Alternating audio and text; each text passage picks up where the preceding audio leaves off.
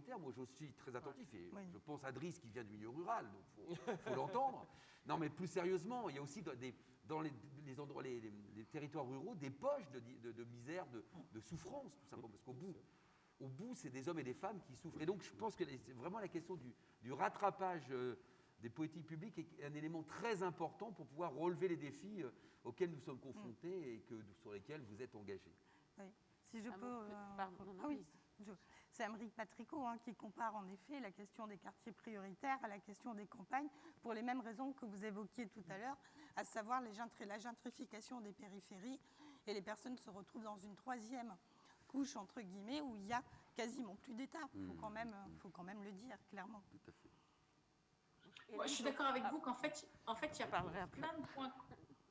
Non, je vous laisse, Madame Défenseur des droits. Je suis la dernière du plateau, mais je réinterviendrai après, je vous en prie. On a gardé le meilleur pour la fin. Je suis tout à fait d'accord avec tout ce que vous venez de dire. D'abord, en fait, pour moi, il y a des points communs entre les zones rurales éloignées et certains quartiers qui sont aussi éloignés finalement des services publics ou de l'accès réel à un service public, sans forcément bien être éloignés physiquement, mais la façon dont ils peuvent être accueillis, considérés. Donc, je trouve qu'il y a tout à fait des points communs.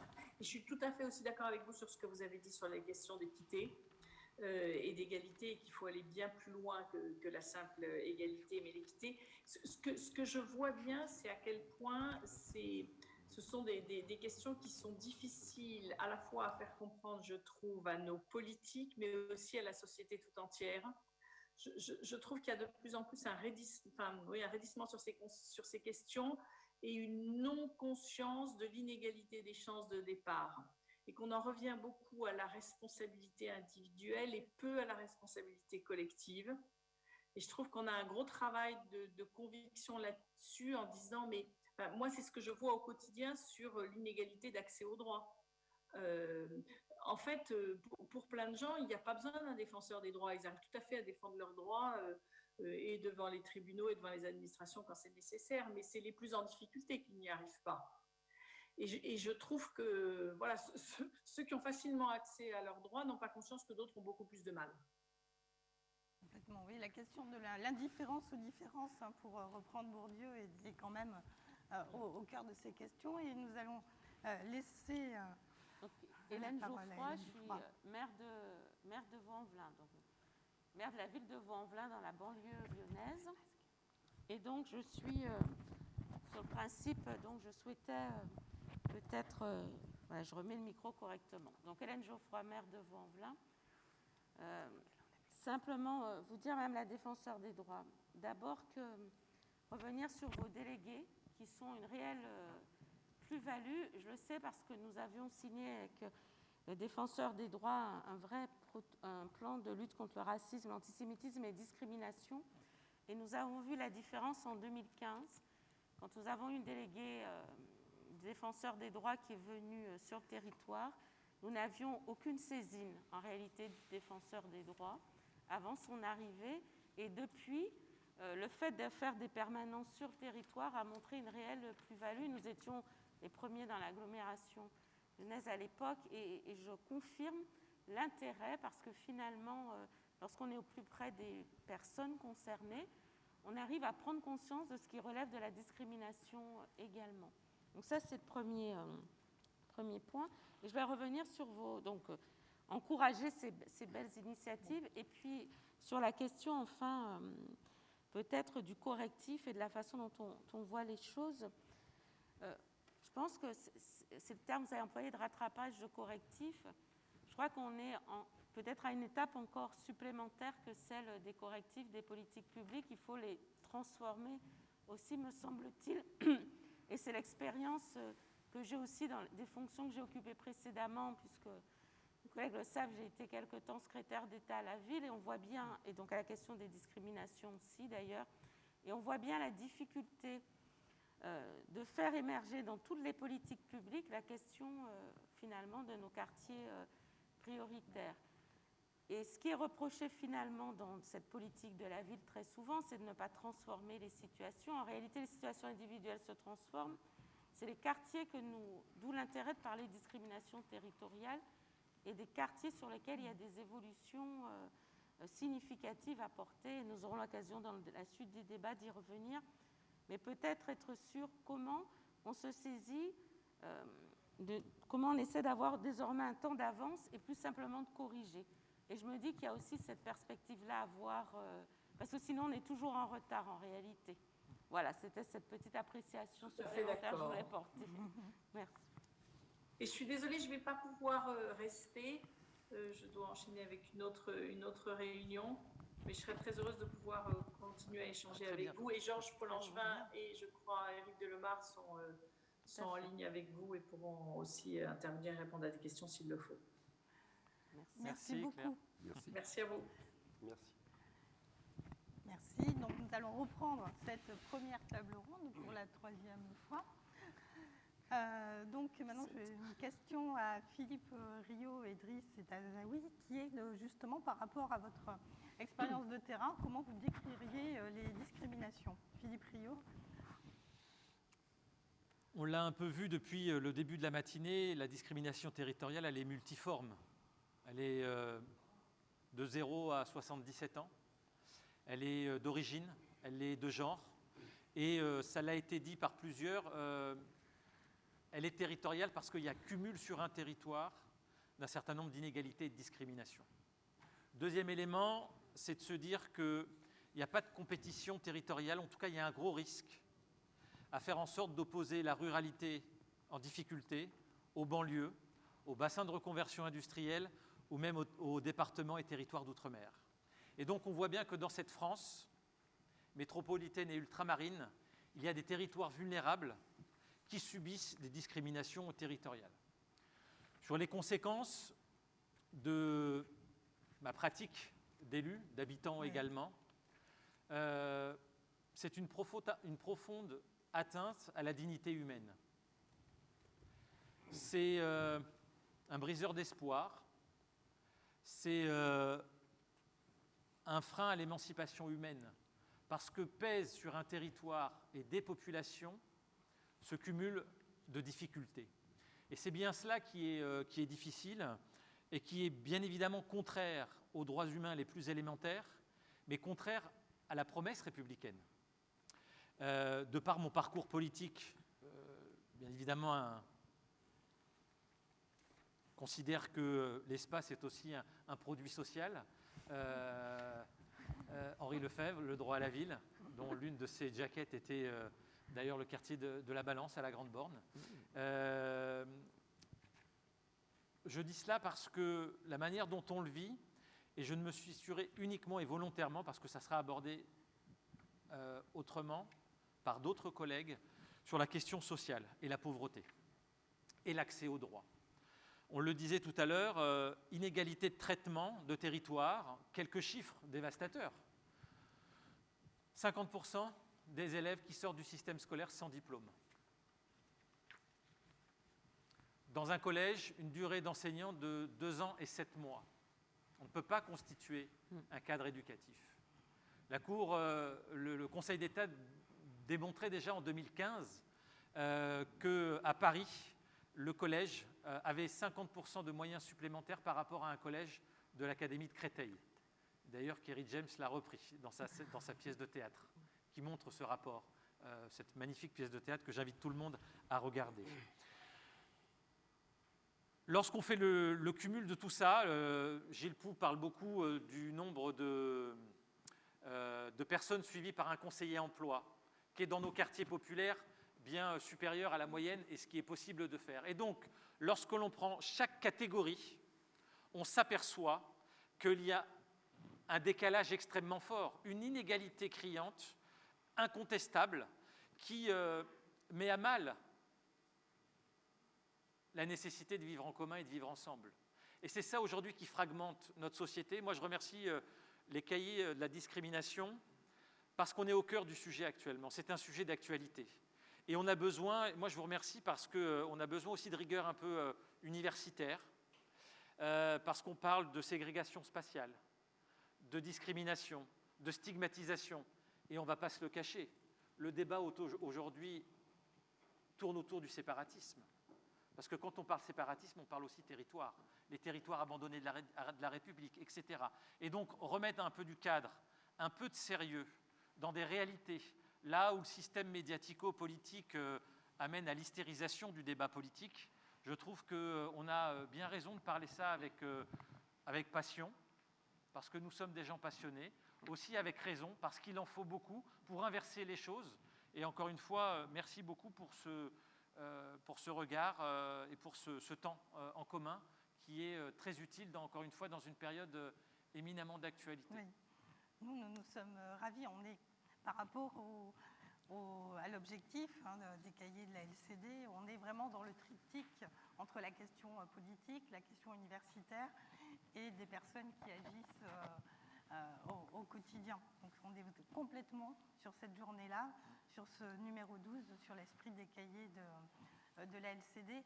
Et puis, si on peut contribuer à montrer la preuve justement de cette illusion républicaine qui n'est pas vraie sur la question de certains territoires oubliés justement de la République, mais on est dans nos missions. Driss Etazaoui, donc, qui nous vient de milieu rural, même si le milieu rural veut tout et rien dire à la fois. J'y ai grandi, mais j'ai habité quand même une quinzaine d'années dans un quartier prioritaire.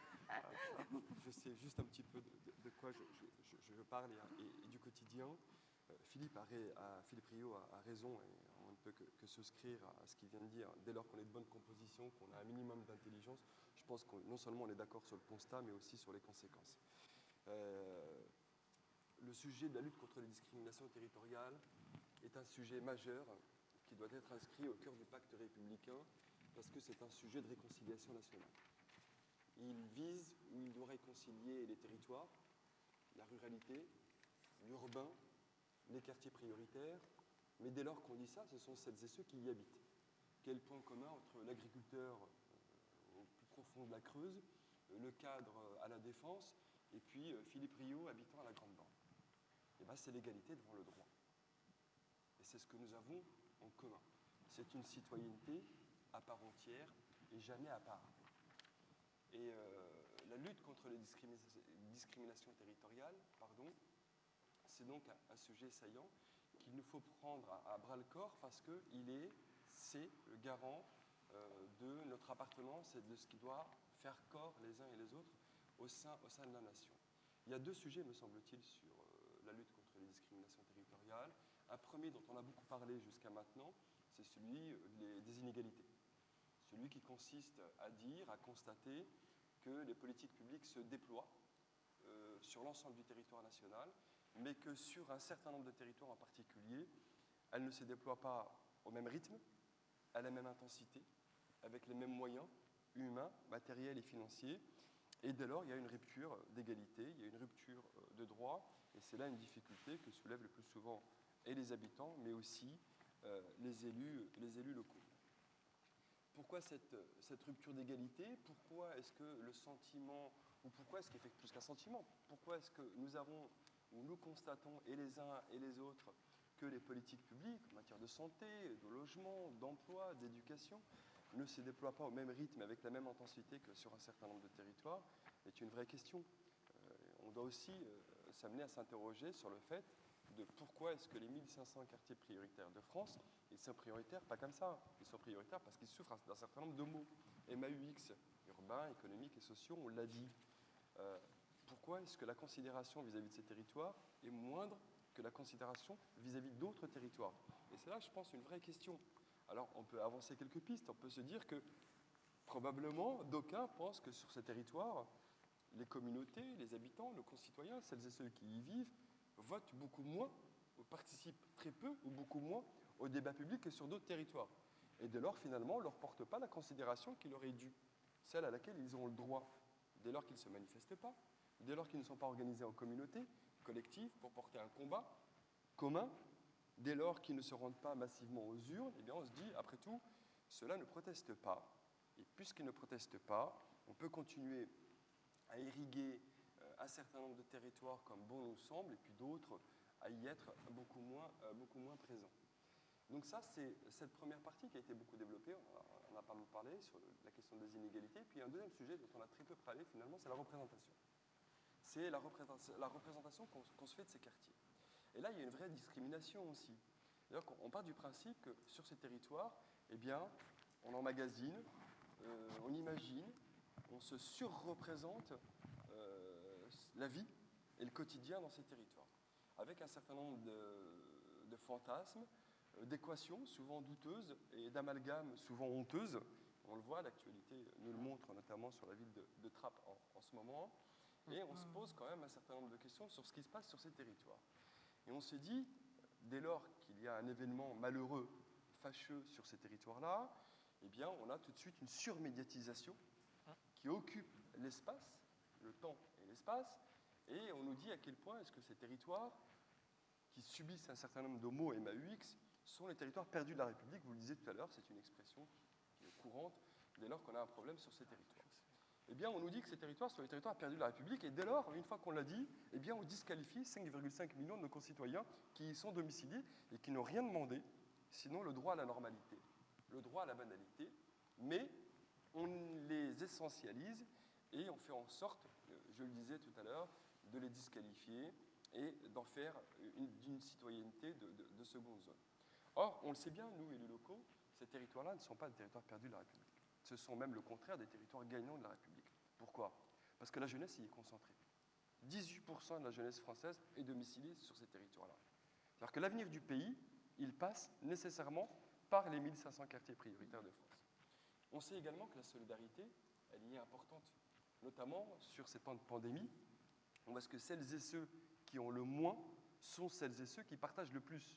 Moins vous en avez sur ces territoires-là, et plus vous êtes enclin à partager le peu que vous avez, quoi. Et ça, c'est une réalité sur le territoire. La solidarité, les initiatives en la matière sont importantes. Le développement économique y est important. Mais justement, pour faire face aux discriminations, eh bien, nos habitants sur ces quartiers-là, eh bien, ils créent leur propre boîte. Dès lors qu'ils ont été frappés à un certain nombre de portes et qu'on leur dit non, c'est pas possible, eh bien, ils se disent je vais me mettre à mon compte et je vais créer mon entreprise. Et donc, on a un vrai foisonnement en matière de création et d'activité économique sur ces territoires. J'en termine juste encore par un dernier sujet sur les territoires gagnants de la République. En tout cas, moi, c'est mon sentiment, c'est la vie associative. Moi, j'ai été adjoint à la vie associative à la ville d'Évreux, j'ai été vice-président à la politique de la ville. La vie associative, elle est beaucoup plus foisonnante et beaucoup plus diverse, beaucoup plus riche, beaucoup plus humaine, beaucoup plus conviviale sur les territoires de la politique de la ville, qui sont le plus souvent un laboratoire d'idées d'ailleurs. On innove dans ces territoires-là, et ensuite, on irrigue le droit commun. Le droit commun dont parlait Gilles Le Proust tout à l'heure. Et donc, ce sont de véritables laboratoires qui permettent d'irriguer ou d'ensemencer sur d'autres territoires. Et la conséquence de ces représentations, et j'en termine juste là, c'est là ma conclusion, parce que ce sont des conséquences qui sont importantes. C'est un deuxième sujet sur les discriminations territoriales dont on parle peu, mais les conséquences sont aussi dramatiques que les premières. Parce que dès lors que vous avez, je parlais de surmédiatisation tout à l'heure, dès lors que vous avez un événement, dès lors que vous avez une polémique, une histoire sur ces territoires-là, eh bien, vous pouvez être sûr, vous pouvez être certaine, Johanna, que demain, ce même territoire sera disqualifié avec des conséquences importantes. C'est, par exemple, le prix de l'immobilier qui chute. Imaginez à Trappes. Qui a envie d'aller s'installer aujourd'hui à Trappes ? Personne. Aujourd'hui, c'est Trappes, mais hier, c'était Grigny, c'était Évreux. Nous, on l'a subi aussi. Un certain nombre d'émissions. Vaux-en-Velin. Non. Aussi, je pense que les villes et banlieues ont tous subi cette difficulté-là. Et donc, c'est le marché immobilier qui s'effondre, parce que celui qui voulait vendre sa maison, qui pensait qu'il allait la vendre 100, et bien finalement, il se rend compte qu'après une émission ou un reportage ou une surmédiatisation effrénée, un emballement médiatique, eh bien, elle ne la vendra plus au même prix qu'il voulait la vendre. Et les gens cherchent à partir. Et puis, deuxième conséquence, mais il y en a d'autres, c'est le développement économique. Les entreprises se disent « Waouh, c'est un endroit, c'est des quartiers qui sont perdus pour la République, le sentiment d'insécurité, il y est fort, et vu ce que je viens de constater à la télévision, ou ce que je viens de lire dans la presse écrite, moi, j'ai qu'une envie. Un, c'est de ne pas m'installer si j'y suis pas, et deux, c'est de partir si jamais j'y suis. » Donc, les conséquences sont quand même assez dramatiques, et tous les moyens que vous consentez, tous ces moyens humains, matériels et financiers, eh bien, finalement, ils sont à perte parce que vous perdez en attractivité et que l'image, pas seulement de votre quartier, mais de la ville et également de l'agglomération, sont égratignées. Oui. Dans nos enquêtes avec Arnaud Alessandra sur la question des discriminations, quand on demande quels lieux sont nommés comme étant plus ou moins appréciés, les quartiers sont toujours nommés, mais qu'après, quand on demande aux personnes, et vous y êtes allés, ah non. Donc il y a une stigmatisation, tout un fantasme autour de ces quartiers, mais qui reste, parce que par contre, contrairement à d'autres quartiers, tout le monde se rappelle avec émotion les habitants du 16e très en colère par le centre d'hébergement. Là, la question du droit à l'oubli, elle est peu présente dans les quartiers. C'est parce que là, vos communes respectives, tout le monde, quel que soit l'événement qui en effet est monté en épingle, reste dans nos mémoires comme étant stigmatisé et le lieu de tous les maux. Donc, Hélène Geoffroy, la question qu'on aimerait vous poser également à Gilles Le Proust après, c'est quels sont les modes de résistance? Comment vous résistez? Comment, au niveau politique, on peut changer les choses? Alors, c'est vrai que ce n'est pas le mot de résistance que j'emploierais en premier. Parce que résister, ça fait finalement dire aussi qu'on ne fait plus corps, on se sépare. Moi, le terme lutte me convient. Du coup, sur notre territoire, nous avons mis en place un plan de lutte contre le racisme, l'antisémitisme et la discrimination en mettant tous les vocables dans le même plan de lutte et des axes qui parlent à la fois d'histoire, de mémoire, parce que ça nous semble essentiel pour faire de la cohésion dans le pays, mais aussi des questions d'enjeux d'accès à l'emploi. C'est là qu'effectivement est intervenue l'importance d'avoir un délégué de défenseur des droits. Bref, traiter les sujets dans leur complexité et s'appuyer sur les habitants et non plus être, et c'est le premier objet peut-être ma réponse, c'est de se dire il faut travailler aussi ces questions-là avec les habitants, nos territoires, des sujets aussi complexes qu'ils peuvent paraître, parce qu'il y a la nécessité de ce qu'on regarde de façon un peu, qu'on sent, qu'on ressent, qu'on puisse aussi l'objectiver et puis transformer en action concrète sur le territoire. Peut-être le premier sujet. Pas de résistance, parce que pour moi, l'essentiel, c'est d'être dans la République. Et c'est pour ça que c'est un terme que je n'emploie plus jamais, territoire perdu de la République, parce que j'essaie de convaincre les jeunes de ma commune qu'ils sont dans la République et qu'on doit sortir d'un eux et d'un nous qui est en train quand même de s'installer, grand regret, malgré tous les efforts que font les uns et les autres, et donc on doit aussi combattre. Parce que chacun, et je rebondis sur ce qu'ont dit et Philippe et Driss, c'est aussi cette discrimination territoriale, c'est aussi cette stigmatisation qui traverse le regard des uns et des autres. Et ils se retrouvent dans les institutions et dans le monde économique. Et donc, quand on veut finalement travailler sur ces sujets, il faut, me semble-t-il, avoir un levier d'action sur ces trois volets. Donc, bien sûr, les habitants de nos territoires, mais aussi ceux qui nous environnent, les institutions. Quand on est maire de Vaux-en-Velin, maire d'une banlieue, et maire de Vaux-en-Velin, on parlait de l'histoire. Évidemment, Vaux-en-Velin, c'est les émeutes de 1990, je rappelle.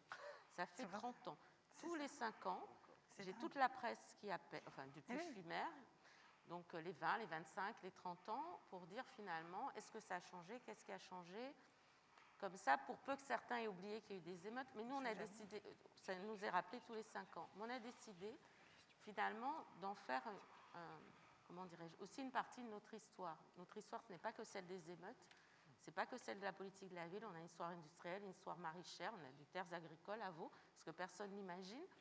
Mais malgré tout, ça fait aussi partie de cette histoire-là. Et donc, au travers de cela, ça veut dire qu'on a la question des institutions. Et l'un des premiers sujets, évidemment, de mon mandat était finalement de me dire comment Vaux-en-Velin, une ville de 50 000 habitants, retrouve une place classique dans le champ des institutions que sont la métropole, la région, dans notre cas d'espèce, aussi les services de l'État dans toutes leurs composantes, qui eux aussi avaient un regard a priori, et c'est ainsi qu'effectivement on n'a pas les transports qui désenclavent, on n'a pas la formation suffisante du point de vue de l'éducation, et qu'il faut travailler là-dessus.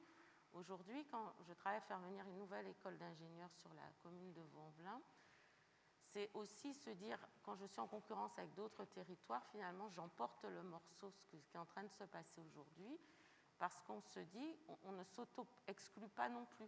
On considère qu'on a droit, comme les autres, au meilleur. Et c'est ce positionnement aussi qu'on travaille, et c'est identique sur le monde économique, quand il est aussi, ce qui était redit, quand on passe en revue tout ce qui ne va pas et dysfonctionne dans les territoires, évidemment, ça peut effrayer le monde économique. Donc, quels sont les atouts que l'on met en avant? Et l'un des atouts, c'est la jeunesse.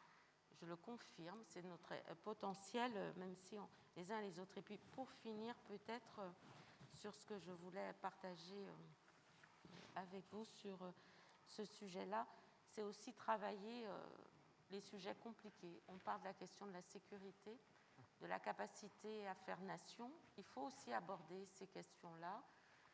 Elles ne concernent pas que nos territoires, mais il faut qu'on les traite.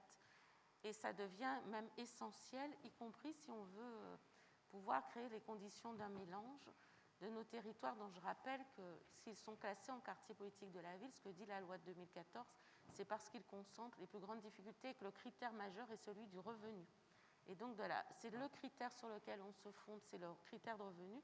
Et donc, nous avons les habitants les plus pauvres de France en termes de revenus, pas en termes de tout leur potentiel, mais en termes de revenus dans nos quartiers. Et donc, ça veut dire que tous les sujets sont évidemment exacerbés et qu'on doit bien sûr les regarder en face et les traiter. Et c'est aussi là qu'on peut faire reculer quelques déterminismes, me semble-t-il. Merci pour votre engagement. Bart parlait justement, pour reprendre, sur la question des frontières ethniques, du eux et du nous. Et on est très ambivalent par rapport à ça, parce qu'on passe notre temps, à montrer du eux, et après on s'étonne qu'il y ait du nous.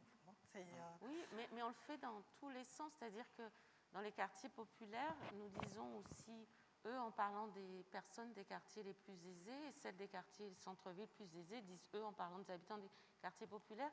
Et c'est le moment de la rencontre qu'il nous faut essentiellement retravailler. Et comme on n'a pas réussi pour l'instant celui de l'école, qui était le moment essentiel, il nous reste encore le sport et la culture, mais il nous faut retravailler, à mon avis, sur ces trois chantiers-là de façon urgente. Et c'est vrai aussi pour le monde rural, comme on l'a dit auparavant, parce qu'il y a un eux et nous aussi du monde rural très, très clairement identifiés. Et ça nourrit du coup toutes les formes de repli et d'enfermement que l'on est en train de voir avec les extrémismes de tout poil qui fleurissent, et qui me ramène à mon engagement de 1995 où je me dis finalement il y a encore beaucoup de travail. Merci en tout cas pour votre engagement et votre témoignage. Gilles Le Proust.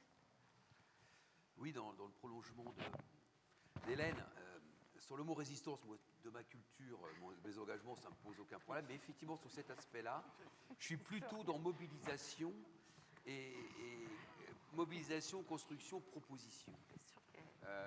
Parce que un des dangers auxquels nous sommes confrontés dans nos villes populaires, qui est une réalité, mais c'est d'être toujours dans la victimisation et qui gomme toutes les intelligences, l'engagement diversifié. Driss disait sur le mouvement associatif très fort dans nos quartiers.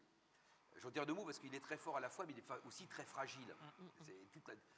Chaque fois, de toute façon, il y a un point fort, il y a toujours un point faible, et c'est ces questions à travailler. Et donc, effectivement, je pense que pour redonner de l'espoir aux habitants, il faut s'appuyer sur eux, dans leur diversité, parfois dans les conflits, dans les différentes impressions qu'on peut avoir quand on est élu par qui d'habitants dans tel ou tel quartier. Mais ça passe, à mes yeux, par toujours avoir l'obsession de la co-construction sur toutes les questions, y compris pour les mobilisations. Les mobilisations. En gros, en un mot, il faut qu'on crée les conditions de rendre les habitants complètement acteurs de leur ville. Parce que la ville, elle n'appartient pas aux élus, elle appartient avant tout aux habitants. Voilà. Je pense que, et ça, pour moi, c'est vrai partout, mais particulièrement dans nos territoires, parce que on est tous des maires ou des adjoints dans des communes. C'est une réalité qu'avons été élus avec peu d'électeurs. C'est vrai. Oui, voilà, et donc la question, c'est une obsession, c'est comment, on est le maire de tous, et qui majoritairement n'ont pas été votés. C'est ça. Pour leur redonner de la confiance, parce que c'est aussi un élément pour combattre ces inégalités, pour construire et apporter des réponses neuves. Et je pense que nos territoires, la politique de la ville, d'ailleurs, on est une illustration depuis 1983, on est une terre d'expérimentation. Et qu'aujourd'hui, y compris des politiques qui sont dans le droit commun, donc ça à l'envers, ce sont partie de nos territoires. Et sur tous les secteurs. beaucoup d'avancées en termes de culture, en termes de sport, culturel et sport, des nouvelles pratiques, c'est parti de nos quartiers. Bien sûr, À partir du moment où Bien nous sûr. sommes, effectivement, tu as raison, Christ, nous sommes des laboratoires. bien sûr. Et donc, c'est pour ça que je disais, plutôt que résistance, là, c'est plutôt, effectivement, mobilisation, construction, proposition, en s'appuyant sur l'intelligence qui existe dans le territoire. Et sur la question des inégalités, vous parlez, par exemple, de la musique, pratique sportive, par exemple, ou culturelle. Il y a la question des tarifications qui est posée pour l'accessibilité, puisque c'est le thème de votre question. La gratuité ne règle pas tout, parce qu'il y a aussi des fractures culturelles. Je disais tout à l'heure, pour ce qui me concerne, quand j'étais môme, faire de la musique, c'était pas pour moi. Et même, je suis persuadé que si on m'avait mis possibilité de faire de la musique dans le quartier, je suis pas sûr que mes parents auraient ouvert la porte, parce que il y avait, des fois, on se met des frontières, et que donc, y compris un de nos rôles, on parle beaucoup de médiation aujourd'hui, c'est quelle médiation on fait pour accompagner à découvrir des pratiques. Alors, elles plaisent ou elles ne plaisent pas. Mais pour donner un avis, c'est comme sur un aliment, l'assiette, faut-il y goûter. Et c'est à partir de là qu'on peut aller plus loin et permettre d'ouvrir. Je faisais référence à classe orchestre sur Alonne, c'est cet objectif que nous portons. Alors, dans le même temps, pour donner de la suite, dans une ville comme Alonne, mais c'est vrai de nos différentes villes, on a aussi des écoles de musique ou des conservatoires, avec qu'on a aussi une attention particulière, par exemple, à l'accès à l'instrument. C'est cher l'instrument. Quand on n'a pas de sous, qu'on ne sait pas ce qui est fait la fin du mois, même la fin de la semaine, on n'a pas forcément idée d'acheter la trompette. Alors je ne parle même pas du piano, là, monsieur. Déjà, le piano, il faut le monter au 4e étage, il n'y a pas d'ascenseur, donc déjà ça règle. Mais plus sérieusement. Et donc, cette question de l'accessibilité, y compris de donner l'accès, enfin, que ce soit le plus accessible possible au plan tarifaire, aussi une question importante. Ville comme Alonne, par exemple, on a décidé de faire la gratuité de la médiathèque. On a un nombre très important d'inscrits à la médiathèque. Et donc, on contribue ainsi à aider à former le citoyen d'aujourd'hui et de demain. Donc voilà, donc gratuité, médiation. On a obtenu d'ailleurs avec l'appel des 200 maires dans le CIV d'avoir des médiateurs, 300 de mémoire, qui soient en plus des dispositifs qui existent aujourd'hui pour accompagner ces politiques. Parce que il faut effectivement, c'était dit par la défenseuse des droits, un observatoire pour qu'on ait une analyse précise de ce qui se passe. Parce que des fois, on est un peu dans l'empirisme, tout ça. On sent des choses, mais sans toujours que ça soit. C'est pour ça qu'on a besoin, y compris d'études scientifiques, d'accompagnement. Parce que ça me semble important, ça, pour bien faire l'état des lieux. Mais dans le même temps, effectivement, il y a tout ce travail sur des propositions, sur des actions, et qui ramène à une question qui était abordée par la défenseuse des droits sur la question des fractures numériques. Il faut des femmes et des hommes dans nos quartiers qui puissent faire ce travail de médiation. Et là encore, parfois, je pense que ça nous est tous arrivé dans les collectivités, nous sommes en responsabilité, de recevoir un charmant rapport, la Chambre régionale des comptes, monsieur le maire, on ne comprend pas. Vous avez trop de budget de fonctionnement, vous avez trop de personnel. Comment on fait? Trop de dépenses de fonctionnement. Ben oui, mais là, c'est des questions politiques qui sont posées. Bien sûr. Parce qu'on ne réglera pas les questions que par le numérique. Bien sûr, le numérique, c'est des portes d'entrée. Mais on a vu, pendant le premier confinement, par exemple, la fracture numérique par rapport aux mômes dans les écoles. Et la difficulté des enseignants d'avoir ce lien permanent. Ça leur a demandé des efforts extraordinaires. Mais dans le même temps, ça passe aussi. Il y a le numérique, il faut accompagner, mais l'accès. Mais dans le même temps, ça peut être efficace que si ça s'appuie sur des femmes, des hommes formés, correctement respectés.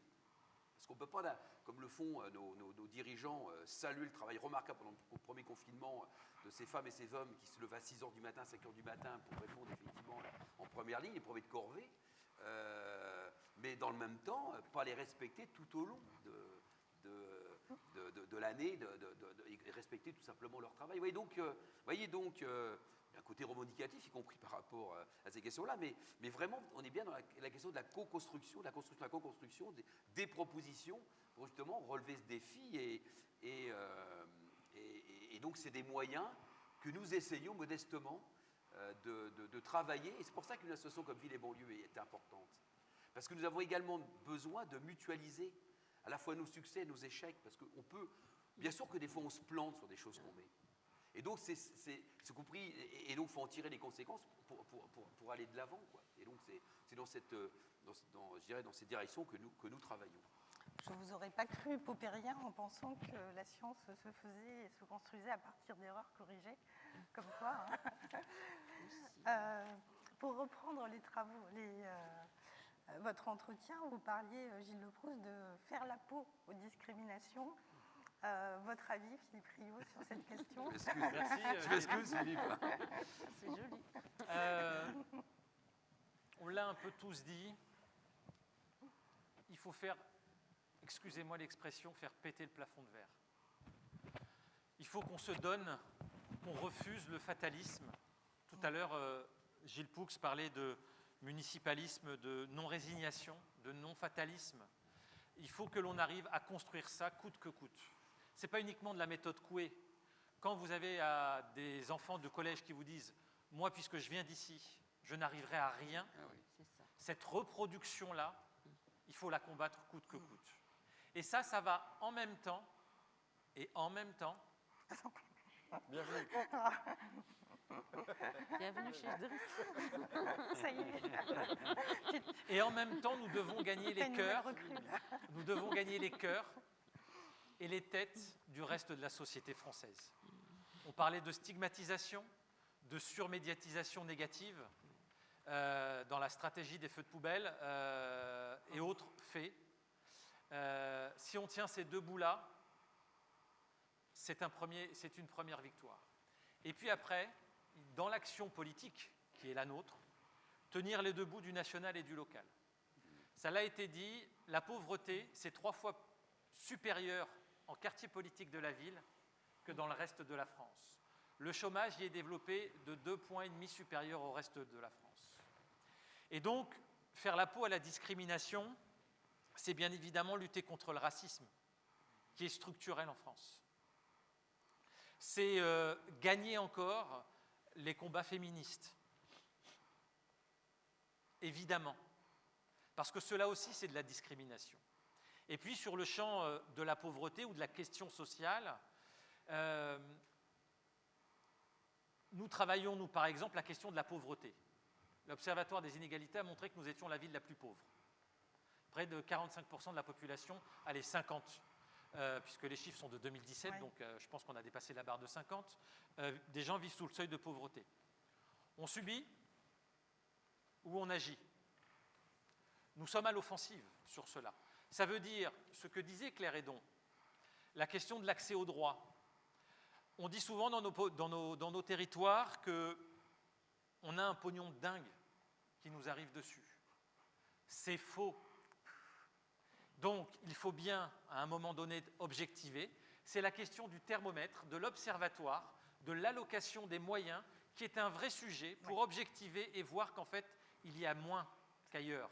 Il y a moins de prestations sociales en Seine-Saint-Denis que dans d'autres départements en France. Alors que la Seine-Saint-Denis, je le dis parce que je suis en Seine-Saint-Denis, mais et des études ont été faites, en Seine-Saint-Denis, la Seine-Saint-Denis contribue plus aux prestations sociales qu'elle ne reçoit de prestations sociales.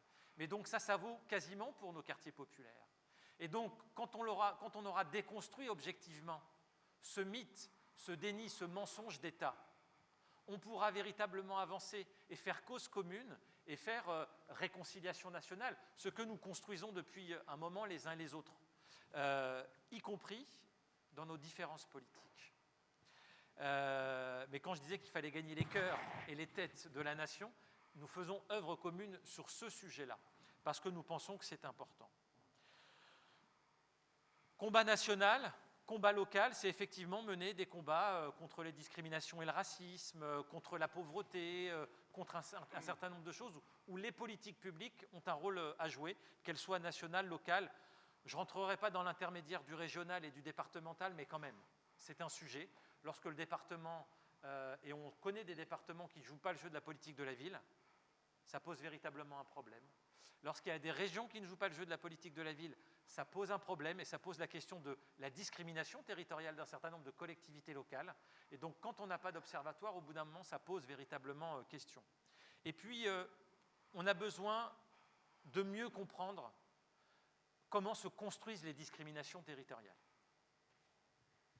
Et notamment, on a besoin, et on le sait tous ici, autour de la table, le rôle joué par les politiques de logement et plus exactement les politiques d'attribution de logement.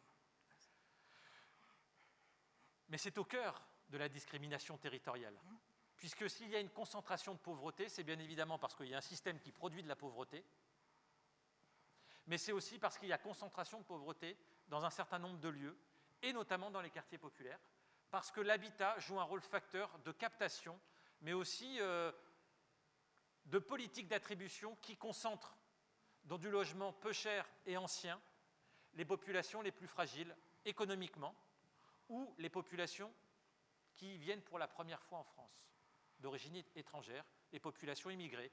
Et l'histoire de nos quartiers populaires a été l'histoire magnifique de cette France d'émigration. Et successivement, les couches de migration ont grandi, ont construit leur citoyenneté française dans nos quartiers populaires. Le problème, c'est qu'aujourd'hui, on a un peu moins de moyens pour le faire, même beaucoup moins de moyens, ce qui pose énormément de problèmes liés à l'égalité des droits, puisqu'il y a moins d'égalité parce qu'en fait, il y a moins de droits et les discriminations territoriales sont beaucoup plus puissantes et massives. Et donc, je crois qu'on a quelques sujets sur l'allocation des moyens, déconstruire des mythes, rétablir des vérités, et l'autre sujet qui est celui de comment se construisent les discriminations par le logement, est un sujet que ma collègue connaît bien, qu'on connaît tous bien ici. Si on n'arrive pas dans ce pays à se dire la vérité, à se dire qu'un autre chemin est possible, alors nous continuerons à avoir ces territoires boucs émissaires de la République, parce qu'à un moment, ils concentrent tout ce que les autres territoires ne veulent pas voir, ne veulent pas entendre dans cette société. Voilà, j'ai terminé. Merci. Merci. ces Puis, propos. pour reprendre les termes de Lebras, avec l'avènement des métropoles, cette situation n'est pas prête pour l'instant de s'améliorer. On peut construire d'autres métropoles. Aujourd'hui, on a des métropoles attractives et compétitives. C'est un choix politique qui est fait. C'est celui si on prend une autre échelle, celui du traité de Lisbonne, qui consacre la compétitivité et l'attractivité des territoires au détriment d'une version un peu plus inclusive et résiliente, pour reprendre des termes à la mode. Et donc, à toutes les échelles, on a ça. Allez, je vais parler 2 secondes d'Europe. Tout à l'heure, j'ai parlé. Secondes, hein. Bah oui, j'ai été extrêmement court. Les fonds structurels européens, aujourd'hui, n'arrivent plus sur nos territoires. C'est bien un moment parce qu'il y a un choix d'une Europe de la compétitivité, d'une Europe de l'attractivité des territoires et de la métropolisation au détriment des territoires où on préférait aller, je reprends ces termes à dessein, d'inclusif et résilient. Fatigue, mais ils sont compris par tout le monde maintenant, c'est bon. Le choix de l'Europe et le choix des régions, aujourd'hui, le bilan des fonds structurels européens sur 2020, sur la précédente période, pardon, la nouvelle période c'est 2021-2027, la précédente c'était 2014-2020, merci beaucoup l'assistance, montre très clairement que des régions ont fait le choix de ne pas orienter des crédits de cohésion des territoires sur les territoires les plus fragiles. Cela vaut pour les territoires populaires, mais cela vaut aussi pour les territoires ruraux ou les bassins de reconversion. Alors, merci. Alors, en même temps, comment peut-on réhabiliter l'image de ces quartiers, selon vous? En même temps. Alors, d'abord, je salue la couleur de votre robe, qui ressemble beaucoup au en même temps que je prône. C'est un pur hasard. Moi, je pensais que vous en aviez fait exprès, de manière à m'être agréable. Alors, juste quelques mots sur ce que disait Philippe Rio sur les sujets qui ne doivent pas souffrir de la division, sur les sujets qui doivent s'élever de manière à se situer au-delà des clivages partisans, sur des sujets qui finalement ne sont pas des sujets de gauche, de droite ou du centre, ou même sans étiquette, mais qui sont des sujets de bon sens, et qui sont surtout des sujets majeurs pour la société. Ces sujets-là, dès lors qu'on est de bonne composition, dès lors qu'on a un peu d'intelligence, qu'on est responsable et qu'on veut la grandeur de notre pays, eh bien, on est assez d'accord sur les constats et le plus souvent, on se rejoint aussi sur les propositions. Malheureusement, et sur la question de l'image des quartiers, force est de constater que l'intelligence d'esprit n'est pas toujours partagée. Le cas d'espèce aujourd'hui attrape nous montre à quel point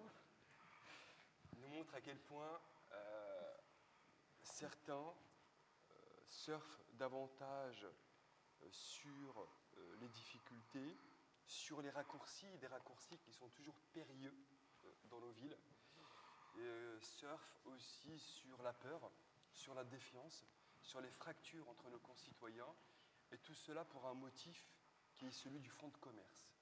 Vendre du papier, vendre de l'image, se faire un nom sur de la polémique, et on voit à quel point l'exemple d'espèce de la ville de Trappes aujourd'hui incarne ce que nous disons. J'ai juste une anecdote, je regardais la télé encore, je devrais arrêter d'ailleurs, sur une chaîne d'information continue, et on nous disait qu'à Trappes, eh bien, les femmes n'allaient pas chez le barbier. Alors je me suis interrogé parce que je me suis dit, une femme qui ne va pas chez le barbier, Est-ce normal? c'est peut-être un peu normal. Mais on entend ça aujourd'hui à des heures de grande écoute. Mais mettez-vous à la place de nos concitoyens qui, derrière leur écran, se disent, mais ouais, il y a un problème peut-être d'égalité ou d'occupation de l'espace public ou d'égalité homme-femme sur la ville de Trappes ou que sais-je encore.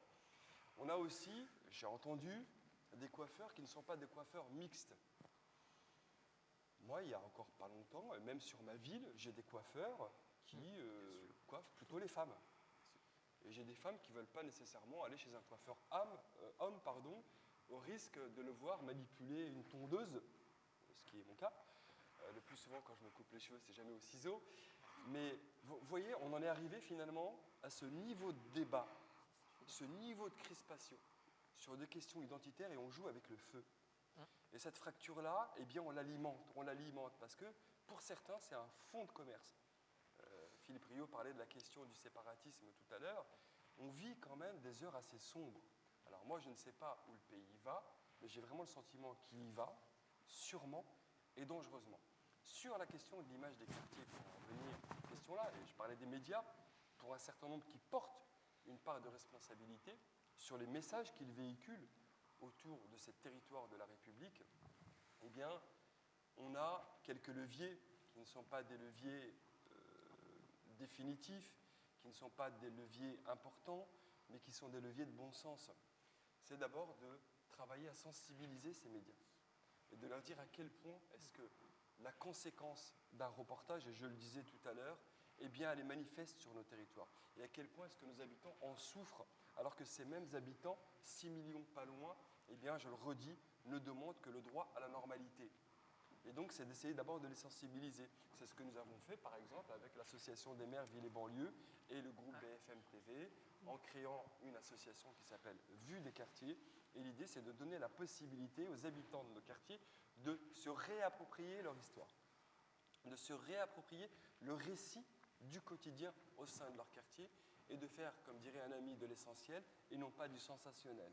Et donc ça, c'est un sujet que nous portons au sein de Villes et banlieues, avec un groupe aussi important, et d'ailleurs qui nous prend sur ces sujets-là un petit peu à contre-pied aussi, on ne l'attendait pas, mais c'est très bien qu'il soit là, sur ces questions-là.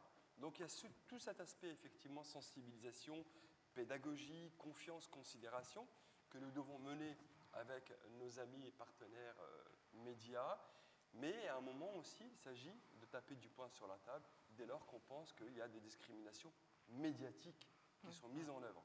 Et dès lors que, de manière volontaire, et au nom de la liberté d'expression, parce que c'est fait au nom de la liberté d'expression, eh bien, on jette la dignité, la probité d'un certain nombre de nos concitoyens à la vindicte populaire. Et c'est comme ça qu'on crée la défiance, c'est comme ça qu'on crée la discrimination, et c'est aussi comme ça qu'on crée du racisme au bout du bout. Parce que le racisme n'est que le bras armé ou la prolongation de la discrimination. Et donc, pardon, je termine juste là-dessus, sensibilisation, et à un moment, on doit aussi nous donner les moyens, et là, je parle de décision de justice, puisque jusque maintenant, la discrimination territoriale n'est pas reconnu en tant que tel. Un territoire ne peut pas déposer. Il y a eu une jurisprudence sur le sujet, mais il nous faut absolument arriver à une solution qui consisterait à dire que des médias, de manière volontaire, viennent décrier, stigmatiser, salir tout un pan de territoire avec l'ensemble des habitants qui y sont domiciliés.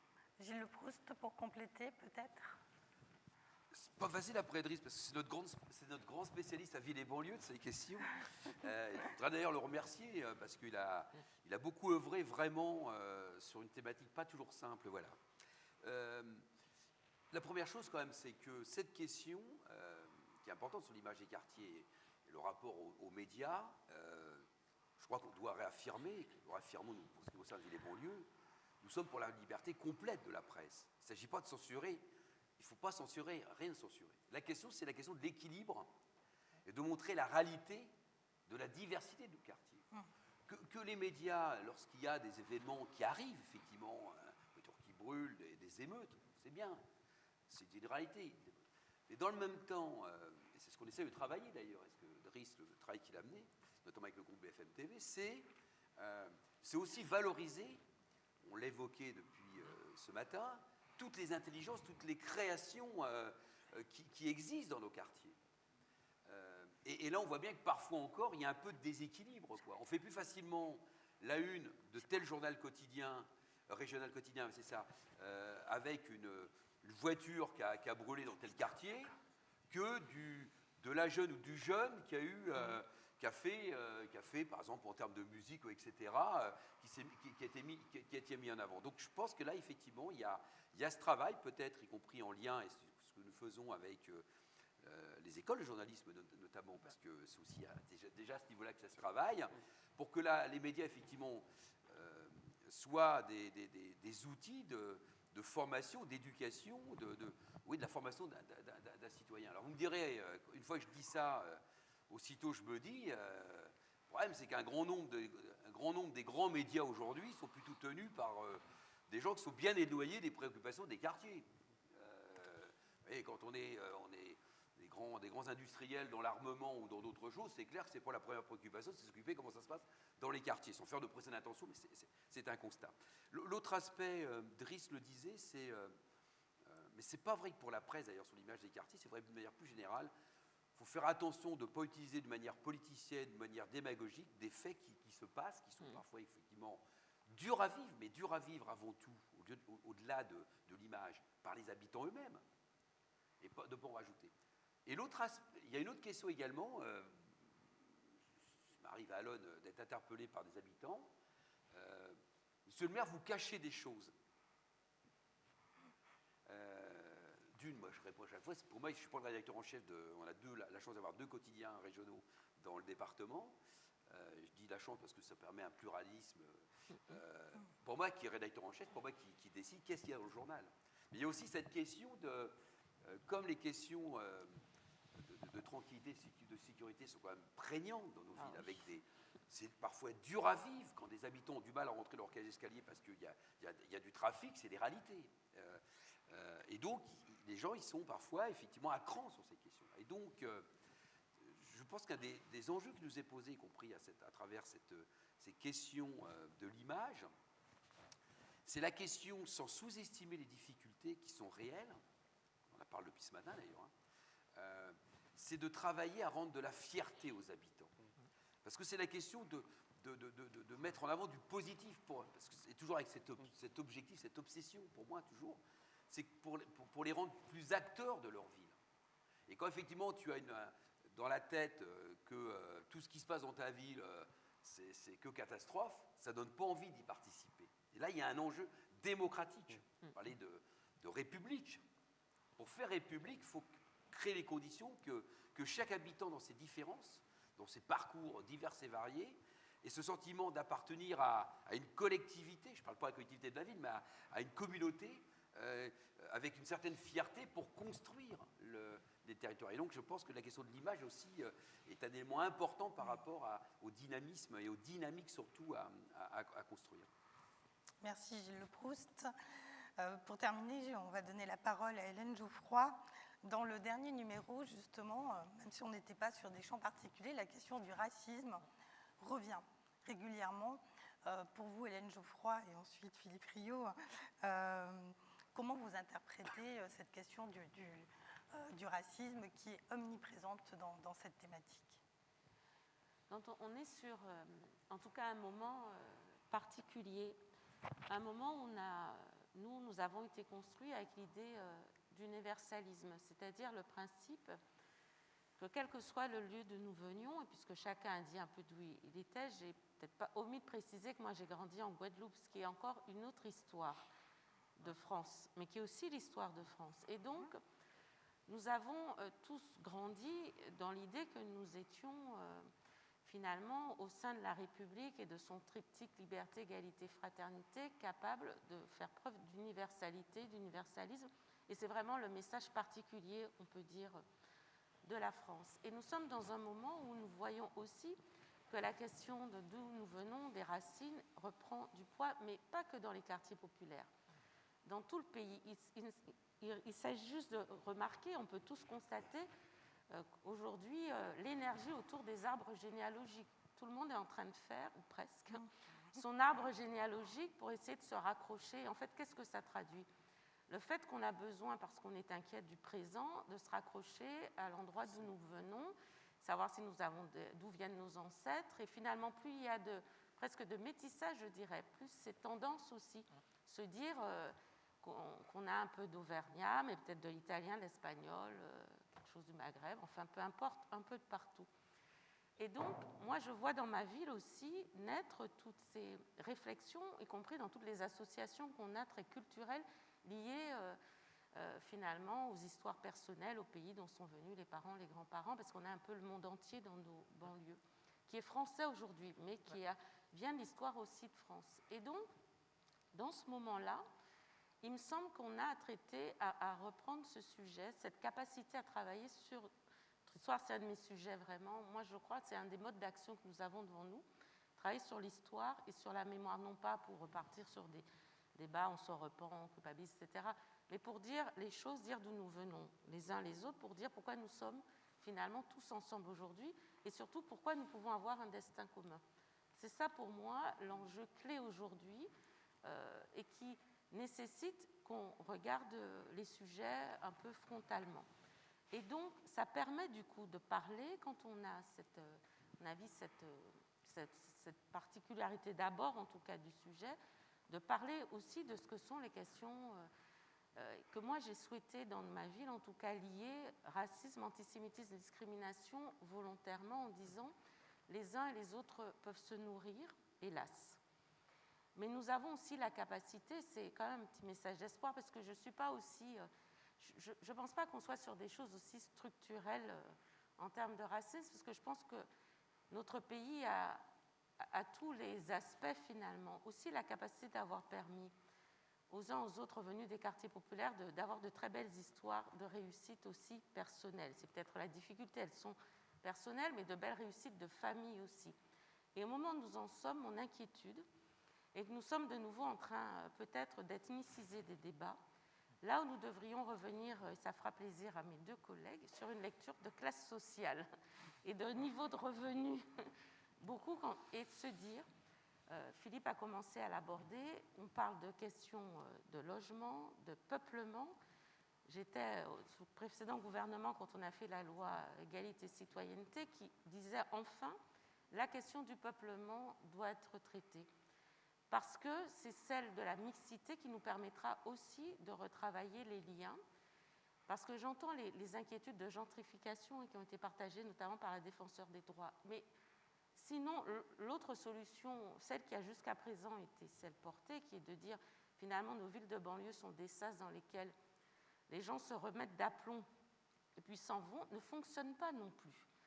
Donc ça veut bien dire que ce modèle-là n'a pas fonctionné. Le modèle aujourd'hui où on se dit... On travaille tous, personne n'a de solution simple, mais on se dit, travaillons malgré tout à ce que nous puissions refaire de la mixité en termes de revenus, parce qu'alors les uns et les autres se retrouvent sur des champs communs. Et je finirai là-dessus. Moi, j'ai créé, enfin, comme beaucoup de maires, un conseil des parents d'élèves élus. C'est très intéressant, un conseil des parents d'élèves élus, parce qu'on a des gens venus d'horizons très divers, mais qui se retrouvent sur un élément commun, c'est la réussite personnelle de leurs enfants, la capacité d'aller le plus loin possible, et les mêmes inquiétudes, est-ce que quand mon enfant est à l'école en banlieue, il a les mêmes chances de réussir qu'ailleurs? Et bien sûr, ces sujets-là, sur toutes les thématiques des 4 jours et demi, bref, ça fait un débat foisonnant, où finalement on se rend compte que ce qui nous rassemble est bien plus, comment dirais-je, important.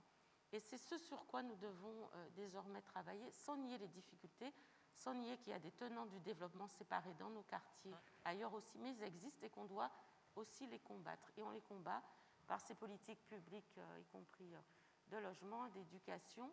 Et puis, moi j'insiste, ce sera mon dernier mot, d'histoire et de mémoire, parce que je crois que c'est ce dont notre pays a aussi besoin pour se projeter paradoxalement.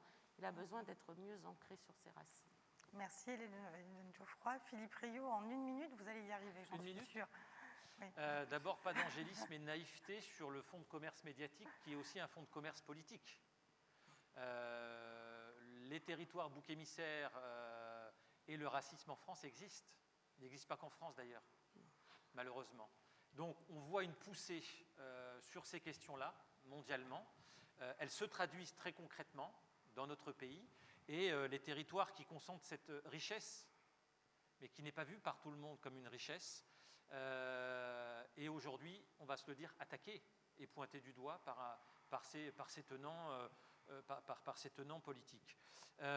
Faisons de cette multitude une force, c'est tout le travail que l'on doit faire, parce qu'effectivement, le travail sur la mémoire et sur les racines est extrêmement importante, qui n'a pas de passé, n'a pas d'avenir.